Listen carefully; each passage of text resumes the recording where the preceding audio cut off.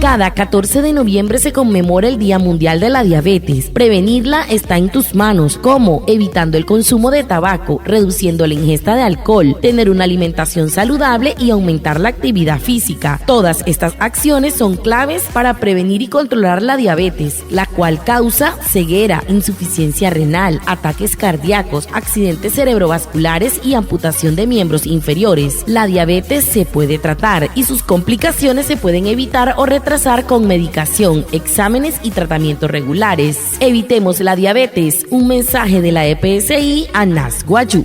Puro huyaca puso en Keria 14 chicashica y noviembre e iraka namu itzkaria tsubu karasha namu na wanuga na pushwa. Haima hirasuri honte hina intera wane wa irukua. Hapa ira hap hamu intukua.